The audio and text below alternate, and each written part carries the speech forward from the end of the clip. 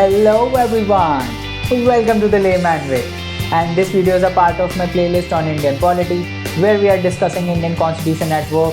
And guys, if you want to view the full course, you can always go on the I button in the top right corner and view our full playlist. Alright guys, these courses are all free for you, so don't forget to smash the like button, subscribe and also turn on the notifications. And if you are following this course, do not forget to leave a comment down below about your progress in the course guys, so that we can motivate one another. And let's get started.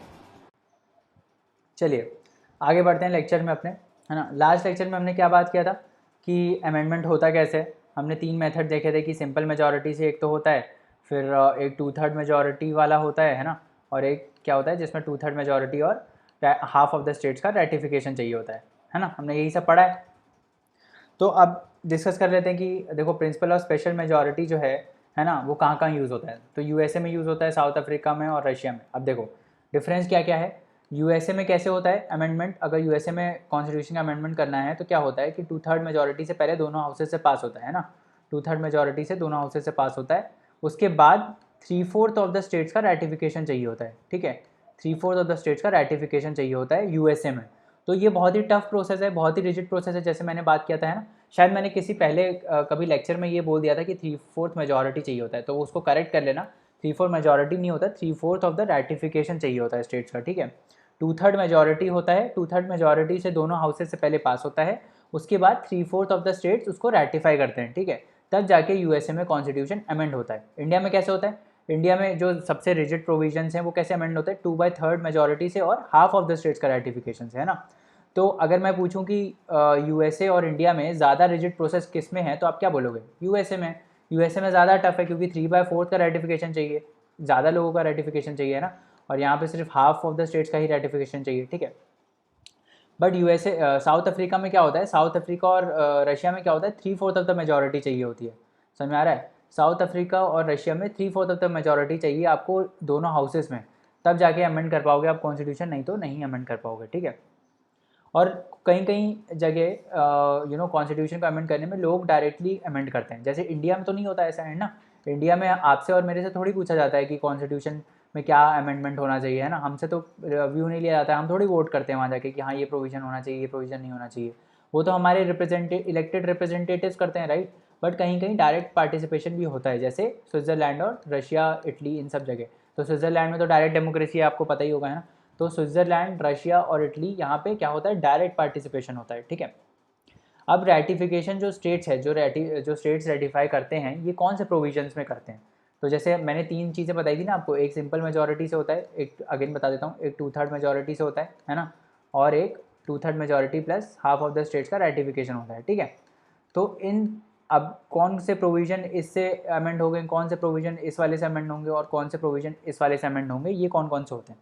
तो इसमें मैं सबसे important जो part है, most of the provision जो है ना constitution में, इंडियन कॉन्स्टिट्यूशन में, वो 2/3 मेजॉरिटी से अमेंड होते हैं। ठीक है, most of the provision 2/3 majority से अमेंड हो जाते हैं। पहले मेजॉरिटी उस मोशन को पास करती है, फिर उसके बाद 2/3 मेजॉरिटी और प्रेजेंट एंड वोटिंग से वो पास होते हैं। ठीक है, तो मोस्ट ऑफ द प्रोविजन जो इंडियन कॉन्स्टिट्यूशन में है, those are amended by 2/3 majority. ठीक है, बट कुछ प्रोविजंस ऐसे हैं जिसमें 2/3 majority of half of the states का रेटिफिकेशन चाहिए होता है। ठीक है, वो कौन से प्रोविजंस हैं, वो वैसे प्रोविजंस हैं जिसमें फेडरलिज्म वाली बात आ जाती है। ठीक है, जिसमें फेडरल डिस्ट्रीब्यूशन ऑफ पावर को से रिलेटेड जितने भी प्रोविजंस हैं, उसको जब आप अमेंड करते हो, जो फेडरल प्रोविजंस हैं उसको जब आप अमेंड करते हो, तो आपको चाहिए होता है हाफ स्टेट्स का रेटिफिकेशन। क्या मतलब है फेडरल प्रोविजंस का, क्या मतलब है, फेडरल प्रोविजंस वो वाले प्रोविजंस हैं जिसमें स्टेट्स और सेंटर दोनों का इंटरेस्ट इन्वॉल्व होता है। समझ में आ रहा है, दोनों से वो चीज़ रिलेट करती है। जैसे फॉर एग्जांपल पावर का डिस्ट्रीब्यूशन। ठीक है, पावर का distribution between states and central government. ठीक है,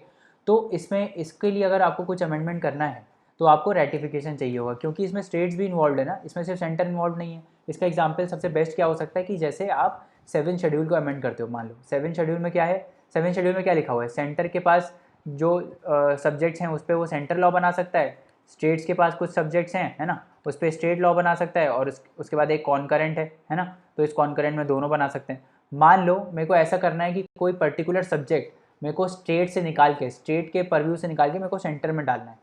पहले वो स्टेट लॉ बना सकता था उसके ऊपर, बट अब मैं चाहता हूँ कि सेंटर बनाए।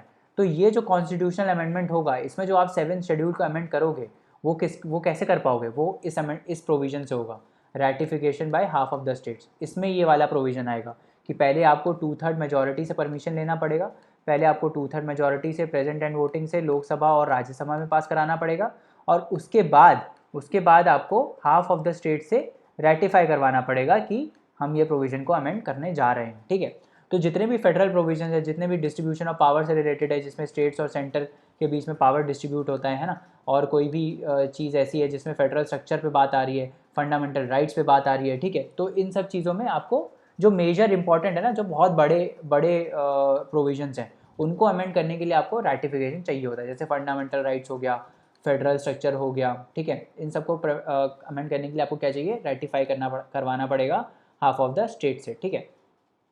तो कितने टाइप्स के अमेंडमेंट, जैसे हमने ये वो तो 3 टाइप के पढ़ ही लिया है ना, बाकी कुछ टाइप्स हैं। टाइप्स मतलब कौन कौन से प्रकार के, जैसे एडमिनिस्ट्रेटिव अमेंडमेंट्स होते हैं, एक इंटरप्रिटेशन वाले अमेंडमेंट्स होते हैं जिसमें कॉन्स्टिट्यूशन में जो प्रोविजंस लिखे हैं उसका इंटरप्रिटेशन चेंज होता है। समझ में आ रहा है ना, जैसे हमने उसका किया था ना आर्टिकल 370 में किया था ना, जब हमने एब्रोगेट किया था आर्टिकल 370 में, तो उसमें हमने इंटरप्रिटेशन चेंज किया है कुछ क्लॉजेस का, तो वो वाले अमेंडमेंट्स हो गए, ठीक है। और अमेंडमेंट्स थ्रू पॉलिटिकल कंसेंसस, जिसमें सब हर पार्टी कंसेंसस लेती है, जैसे 73rd और 74th वाला लोकल बॉडीज़ वाला अमेंडमेंट था, उसमें हर पार्टी का कंसेंसस था कि हाँ ऐसा होना चाहिए, ठीक है। फिर कुछ कंट्रोवर्शियल हैं, जैसे 39 42 वाला आपको पता होगा 1976 में आया था, जब इमरजेंसी का टाइम चल रहा था, है ना, तो ये वाले अमेंडमेंट्स हैं, ठीक है। तो ये थोड़े कंट्रोवर्शियल हैं। अब देखो इसमें आप याद क्या कर सकते हो कि 15th जो कॉन्स्टिट्यूशनल अमेंडमेंट एक्ट था उसमें क्या हुआ था, 15th कॉन्स्टिट्यूशनल अमेंडमेंट एक्ट में हाई कोर्ट के जजेस का एज रिड्यूस किया था, कहाँ से, age was increase, sorry not reduce, age was increase from 60 to 62, ठीक है। पहले हाई कोर्ट के जजेस का मैक्सिमम एज 60 हो सकता था, अभी कितना हो गया है, 62 हो गया, ठीक है। तो कोई मैटर में चेंज नहीं किया है, कोई बेसिक जो मेन मेन प्रोविजन होता है उसमें चेंज नहीं किया, बस एज में चेंज हुआ था, ठीक है। तो ये याद रखना कि 15th कॉन्स्टिट्यूशनल अमेंडमेंट एक्ट में हाई कोर्ट के जजेस का एज बढ़ गया था 60 से 62, और 55th कॉन्स्टिट्यूशनल अमेंडमेंट में क्या होता है, सैलरीज बढ़ गई थी हाई कोर्ट और सुप्रीम कोर्ट के जजेस की। तो यूपीएससी का काफ़ी ऐसे रहता है कि कभी कभार आर्बिटरी क्वेश्चन पूछ लेते हैं, वैसे इंपॉर्टेंट नहीं है बट ऐसे कभी भी पूछ सकते हैं वो किसी एक स्टेटमेंट में ना, कि 15th constitutional amendment act related to, ऐसे पूछ लेंगे। तो एक बार पढ़ा होगा, एक बार ध्यान में रहेगा तो मार पाओगे, है ना। तो याद आ गया, 15th कॉन्स्टिट्यूशनल अमेंडमेंट में हाई कोर्ट के जजेस का एज इंक्रीज़ किया गया, और 55th कॉन्स्टिट्यूशनल अमेंडमेंट में क्या हुआ, सैलरीज बढ़ा दी गई, किसकी, हाई कोर्ट और सुप्रीम कोर्ट की, ठीक है। और जो 42nd अमेंडमेंट था उसमें क्या क्या हुआ था, उसमें हुआ तो बहुत कुछ था, है ना। जब हम एक्सटेंसिव कोर्स पढ़ेंगे लक्ष्मीकांत का तो देखेंगे सारे पॉइंट्स को, बट अभी के लिए उसमें जो मेन चीज़ थी जो हुआ था वो प्रीएम्बल को अमेंड किया गया था। प्रीएम्बल को अमेंड करके उसमें 3 वर्ड ऐड किए गए थे, सोशलिस्ट, सेक्युलर और इंटीग्रिटी। ये तीनों वर्ड पहले प्रीएम्बल में नहीं थे, ये प्रीएम्बल में वर्ड कहाँ से आए, 42nd अमेंडमेंट से। इंपॉर्टेंट चीज़ें याद रख लेना। और प्रीएम्बल कितनी बार अमेंड हुआ है आज तक, एक ही बार अमेंड हुआ है प्रीएम्बल। तो प्रीएम्बल क्या हुआ, प्रीएम्बल बेसिक स्ट्रक्चर में तो आया नहीं है ना, क्योंकि प्रीएम्बल अमेंड हो चुका है, एक बार हो चुका है अमेंड, है ना। तो बेसिक स्ट्रक्चर को तो आप अमेंड नहीं कर सकते। तो 42nd अमेंडमेंट में प्रीएम्बल एक बार अमेंड हुआ था और आज तक एक ही बार हुआ है। क्या हुआ था, सोशलिस्ट, सेक्युलर और इंटीग्रिटी वर्ड्स को ऐड किया गया था, ठीक है, समझ में आ गया। 43rd और 44th amendment cancelled most of the changes that were affected by 38, 39 और 42nd अमेंडमेंट। इंपॉर्टेंट नहीं है, ठीक है। 44th अमेंडमेंट इंपॉर्टेंट है, एक्सटेंसिव कोर्स में डिस्कस करेंगे, अगेन इसमें स्कोप नहीं है उसका, ठीक है। अब आगे आ जाते हैं, अब देखते हैं बेसिक स्ट्रक्चर ऑफ कॉन्स्टिट्यूशन की, जो हम बात करते रहते हैं। जो जुडिशरी बोलता है, जो सुप्रीम कोर्ट बोलता है कि आप बेसिक स्ट्रक्चर को चेंज नहीं कर सकते, आप बेसिक स्ट्रक्चर को वॉयलेट नहीं कर सकते। अगर आप बेसिक स्ट्रक्चर को वॉयलेट करते हो तो वो चीज़ अनकॉन्स्टिट्यूशनल हो जाती है, ठीक है, वो चीज़ अनकॉन्स्टिट्यूशनल हो जाती है। तो इसका इवोल्यूशन कैसे हुआ ये ऑलरेडी हम डिस्कस कर चुके हैं, बट एक बार और रिकैप कर लेते हैं, ठीक है। हम इसको डिस्कस कर चुके हैं, इसके इवोल्यूशन को, वही सेम चीज़ है। हमने याद करो, हमने किया था ना शंकरी प्रसाद केस, फिर गोलकनाथ केस आया था, याद है ना। तो वही हम डिस्कस करेंगे यहाँ पे भी। तो सबसे पहले बेसिक स्ट्रक्चर में जो कंट्रोवर्सी स्टार्ट हुई थी वो हुई थी शंकरी प्रसाद केस से। तो शंकरी प्रसाद केस 1951 में क्या हुआ था, 1951 में 9th शेड्यूल आया था, है ना। 9th शेड्यूल ऐड किया गया था कॉन्स्टिट्यूशन में, और इस 9th शेड्यूल में क्या बोला था पार्लियामेंट ने कि इसमें अगर इस शेड्यूल में हम कोई भी आर्टिकल डालते हैं तो उसके ऊपर जुडिशरी कोई भी रिव्यू नहीं कर सकती, उसके ऊपर किसी भी कोर्ट में इंक्वायरी नहीं हो सकती। ये बोला गया था 9th शेड्यूल में, जो 1951 में आया था।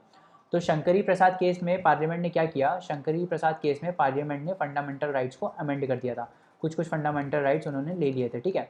तो सुप्रीम कोर्ट ने क्या जजमेंट दिया था इसमें, सुप्रीम कोर्ट ने ये जजमेंट दिया था कि जो पार्लियामेंट है उसके पास फंडामेंटल राइट्स को अब्रिज करने का है ना, अब्रिज करने का राइट है, वो कॉन्स्टिट्यूशनल अमेंडमेंट करके फंडामेंटल राइट्स अब्रिज कर सकता है, ठीक है। ये सुप्रीम कोर्ट ने जजमेंट दिया था शंकरी प्रसाद केस 1951 में, ठीक है। बट उसके बाद फिर दूसरा केस आया, ये चैलेंज हुआ फिर, है ना, इसको चैलेंज किया गया। फिर आया दूसरा केस जिसको बोलते हैं Golaknath case versus state of Punjab, 1967 में आया था।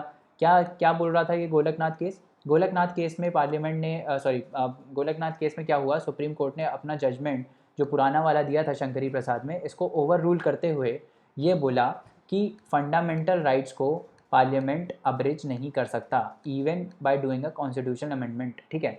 तो कॉन्स्टिट्यूशनल अमेंडमेंट करके भी पार्लियामेंट फंडामेंटल राइट्स को नहीं ले सकता, क्योंकि fundamental rights are fundamental, and article 13 ये बोलता है कि फंडामेंटल राइट्स को जो भी अब्रिज और जो भी कोई ऐसा प्रोविज़न होगा जो डेरोगेटरी होगा और इनकन्सिस्टेंट होगा फंडामेंटल राइट्स के साथ, वो वॉइड होगा, है ना। ये बोला था आर्टिकल 13 में, या आर्टिकल 13 में लिखा हुआ है, ठीक है।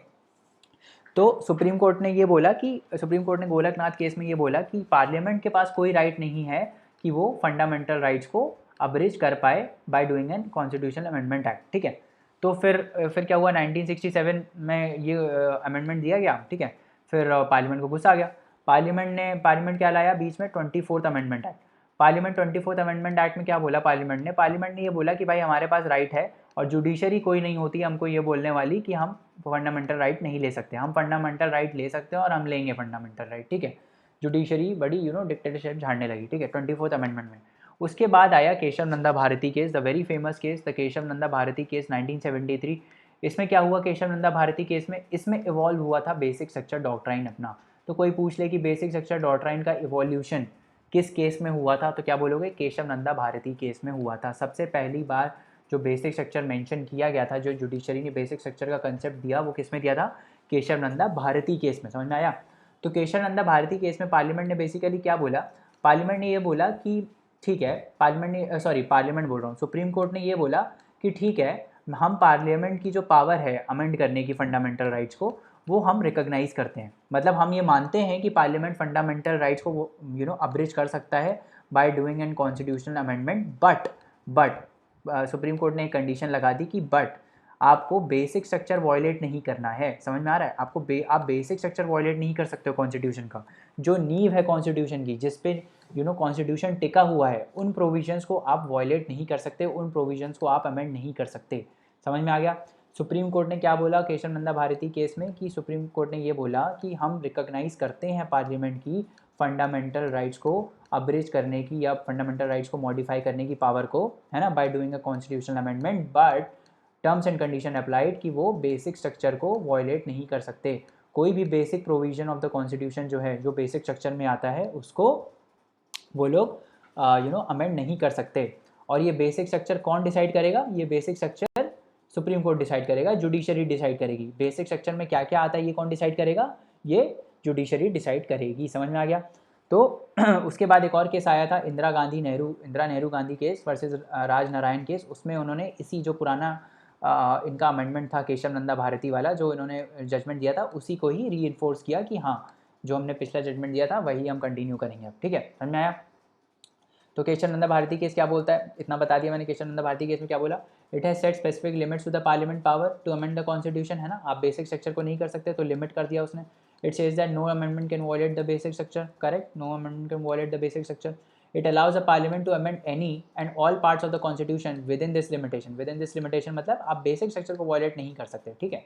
It places judiciary as a final authority in deciding if an amendment violates the basic structure and what constitutes the basic structure. तो बेसिक स्ट्रक्चर क्या होगा और कौन सा कॉन्स्टिट्यूशनल अमेंडमेंट बेसिक स्ट्रक्चर को वॉयलेट कर रहा है, ये कौन डिसाइड करेगा, ये जुडिशरी डिसाइड करेगी। समझ में आ गया, ये कौन डिसाइड करेगा, ये जुडिशरी डिसाइड करेगी। तो बेसिक स्ट्रक्चर डिसाइड करने की पावर किसके पास है, जुडिशरी के पास। अगेन एन इंपॉर्टेंट कंसेप्ट कि there is no mention of this theory in the constitution. समझ में आया ना। ये तो सुप्रीम कोर्ट ने निकाला ना, ये तो सुप्रीम कोर्ट ने केशव नंदा भारती केस में नया चीज़ निकाल दिया, बेसिक स्ट्रक्चर। ये कॉन्स्टिट्यूशन में मेंशन थोड़ी था। समझ में आ रहा है, जब कॉन्स्टिट्यूशन बना तो उसमें कोई ऐसे बेसिक स्ट्रक्चर वाली चीज़ नहीं थी, ठीक है। ये सुप्रीम कोर्ट का इनोवेशन है, ये सुप्रीम कोर्ट का कन्वेंशन है। समझ में आ गया, this is a judicial innovation, ठीक है। There is no mention of this theory in Indian constitution. ऐसे क्वेश्चन पूछ लेते हैं इसीलिए कि ये मेंशन है क्या कॉन्स्टिट्यूशन में। ऐसे एमसीक्यूज में आपको पूछा जा सकता है, is basic structure mention in the constitution, जैसे 2020 में पूछ लिया, is judicial review mention in the constitution, is judicial review there in the constitution, ठीक है, तो ये सब पूछ लेती है। It reflects the rigid nature of the constitution, है ना, रिजिड नेचर को रिफ्लेक्ट करता है कि भाई आप अमेंड नहीं कर सकते, आप जो मन चाहे वो अमेंड नहीं कर सकते, है ना, तो ये रिजिडिटी हुई, आपको प्रिवेंट किया जा रहा है कॉन्स्टिट्यूशन को अमेंड करने से, ठीक है। Supreme court has held that reservation in jobs and educational institution can not exceed 50% of the total seats, ये सब इसी केस में बोला था, ठीक है। तो सुप्रीम कोर्ट ने बोला है कि जो रिजर्वेशन है जॉब्स में और एजुकेशनल इंस्टीट्यूशंस में वो 50% से ऊपर नहीं हो सकती, ठीक है, तो ये बोला था इन्होंने। उसके बाद ये एक और इससे केस रिलेट करता है, आप पढ़ लेना जाके, इंदिरा सवानी केस है, उसमें उन्होंने बोला था कि रिजर्वेशन 50% से ऊपर नहीं हो सकती, ठीक है। तो ये एक फेमस केस है इंदिरा सवानी केस वाला, वो देख लेना आप जाके। हाँ, इसमें NCERT में मेंशन नहीं है और ना ही स्कोप में है, ठीक है, तो हम उसको एक्सटेंसिव कोर्स में ही डिस्कस करेंगे। The judiciary has contributed to an informal amendment by interpreting various provisions concerning to right to education, right to life, liberty, right to form and manage educational institution. तो कुल मिला के क्या है, interpreter constitution का कौन है, जुडिशरी, और जुडिशरी ये डिसाइड करता है कि हम प्रोविजंस को कैसे इंटरप्रेट करेंगे कॉन्स्टिट्यूशन के, ठीक है, समझ में आ गया। अब क्या बोल रहा है कि democracy is not only about votes, it's about people participation, obviously, है ना। डेमोक्रेसी बेस्ड ही किस पे होती है, पीपल्स पार्टिसिपेशन के लिए, है ना। रूल ऑफ लॉ इंश्योर होना चाहिए कि सबको बराबर, सब लॉ के सामने बराबर है, सबको इक्वल अपॉर्चुनिटी मिले, है ना, किसी को पर्टिकुलर प्रिविलेज नहीं दिया जा सके, है ना, किसी को पर्टिकुलर फालतू का प्रिविलेज ना हो, है ना, इक्वल, ये हमने डिस्कस किया था ना कि the constitution should treat equals alike, समझ में आ रहा है, जो इक्वली सिचुएटेड है उनको अलाइक ट्रीट करेंगे, ठीक है, एंड जो अनइक्वल्स हैं उसको डिफरेंटली ट्रीट करेंगे, है ना। तो अभी तो रिजर्वेशन का कंसेप्ट आया है। Democracy is as about checks on arbitrary use of power as it is about the well being of the people, है ना। बेसिक स्टेटमेंट्स लिखें, ये सब ऐसे अगर आपके पास स्टेटमेंट आ जाते हैं ऑप्शन में तो आप ऐसे आँख बंद करके मार सकते हो उसको, सही है ना। इट इज़ अबाउट चेक्स, है ना, चेक्स पे तो है ही, है ना, but it is also about the well being of the people as well, है ना। तो ये कंसेप्ट है, ठीक है। अब अगला क्वेश्चन आता है, what is meant bye philosophy of the constitution. ये सब ना बहुत ही फिलोसफिकल चीज़ है, इससे कोई क्वेश्चन आने का मतलब प्रोबेबिलिटी ऐसे 0 के बराबर है, बट स्टिल NCERT में है तो हम पढ़ लेते हैं, ठीक है। What is meant bye philosophy of the constitution, philosophy क्या है कॉन्स्टिट्यूशन की, फिलॉसफी मतलब किन आइडियल्स पे बेस्ड है कॉन्स्टिट्यूशन, बेसिकली क्या क्या स्ट्रेस किया गया है कॉन्स्टिट्यूशन में, जैसे जस्टिस है, इक्वालिटी है, फ्रेटर्निटी है ना। फिलॉसफी यही फिलोसफिकल वैल्यूज़ पे बेस्ड है, कौन से मॉरल वैल्यूज़ पे बेस्ड हैं, जैसे इक्वालिटी वाली वैल्यू है तो ये हमारी मॉरल वैल्यू है ना, ये हमारी मॉरल्स हैं कि भाई हम सबको बराबर ट्रीट करेंगे, है ना, तभी तो हमने फंडामेंटल राइट दिया हुआ है, राइट टू इक्वालिटी का, राइट टू इक्वालिटी वाला फंडामेंटल राइट इसीलिए दिया हुआ है, ठीक है। तो अगर हम मान लो ऐसा कोई लॉ बनाते हैं तो ये बोला कि लॉज और मोरल वैल्यूज़ इनमें कनेक्शन है, ठीक है, तो जो मॉरल्स हैं वही लॉ में रिफ्लेक्ट होते हैं, तो हम जब इक्वल ट्रीटमेंट करते हैं, जो हमारा इक्वालिटी वाला मॉरल है वो किस में रिफ्लेक्ट होता है, वो राइट टू इक्वालिटी में रिफ्लेक्ट होता है कि भाई हम कोई डिस्क्रिमिनेशन नहीं करेंगे, कि जात पात पे कोई भेदभाव नहीं होगा, है ना। ये सब कहाँ से आता है, ये सब हमारे मोरल वैल्यू से ही तो ओरिजिनेट हो रहा है, हमारी मोरल वैल्यूज़ ही यही बोलती हैं कि हमको डिस्क्रिमिनेट नहीं करना चाहिए, है ना, हमको सबको बराबर देना चाहिए, क्योंकि सब लिविंग बींग्स हैं, है ना, हर कोई धरती पे बराबरी का हिस्सा रखता है ना। And constitution is based on certain moral vision, ठीक है। What is meant by political philosophy approach to the constitution, यही सब फिलोसफिकल क्वेश्चन है। अंडरस्टैंडिंग द कंसेप्ट, जो बेसिक कंसेप्ट हैं, जो पॉलिटिकल कंसेप्ट हैं, जैसे राइट्स, सिटीजनशिप का क्या मतलब है, माइनॉरिटी का क्या मतलब है, ठीक है, डेमोक्रेसी का क्या मतलब है, इनको फिलोसफिकल सेंस में इंटरप्रेट करना, ठीक है, इनका मतलब समझना कि क्या मतलब है एक्चुअली इसका, ठीक है। Upon understanding key concept we must attempt to work out a coherent vision of the society and political polity conditional upon an interpretation of the key concept, क्या है, कुछ नहीं है इसमें, क्या ही पढ़ोगे इसको। Indian constitution must read in the conjunction with the constituent assembly debates. अब ये बोल रहा है कि इंडियन कॉन्स्टिट्यूशन को जब हम इंटरप्रेट करते हैं तो हमको कॉन्स्टिट्यूएंट असेंबली की डिबेट्स के डिस्कशन को रेफर करना चाहिए, क्योंकि हमारे मॉरल्स चेंज नहीं हुए हैं, जो मॉरल्स कॉन्स्टिट्यूशन मेकर्स के थे वही हम आज लेके चल रहे हैं, वही वैल्यूज़ हम आज लेके चल रहे हैं, हमारी वैल्यूज़ वही, हमारा बेस वही है, हमारी नींव वही है ना। तो जो उन्होंने उस समय डिस्कस किया था उससे हमको काफ़ी चीज़ें मिल सकती हैं, उससे हमको जस्टिफिकेशन ऑफ वैल्यूज़ मिल सकता है कि जो कॉन्स्टिट्यूशन में जो चीज़ें हैं वो क्यों हैं, है ना। तो भाई ये सब समझ में आ गया, ठीक है। तो चलिए दोस्तों, आज के लिए इतना रहने देते हैं, बाकी कंसेप्ट्स नेक्स्ट लेक्चर में पढ़ेंगे। और जाने से पहले लाइक शेयर सब्सक्राइब करना ना भूलें, चैनल को रिकमेंड करें अपने दोस्तों को, और आप हमको अपने डाउट्स और क्वेरीज़ जो हैं वो queries@thelaymanway.com पे भेज सकते हैं, जहाँ पे हम आपका रिप्लाई इंस्टेंटली करेंगे। तो चलिए नेक्स्ट लेक्चर में मिलते हैं, तब तक पढ़ते रहिए, हार्ड वर्क करते रहिए। Thank you so much, bye bye and take care.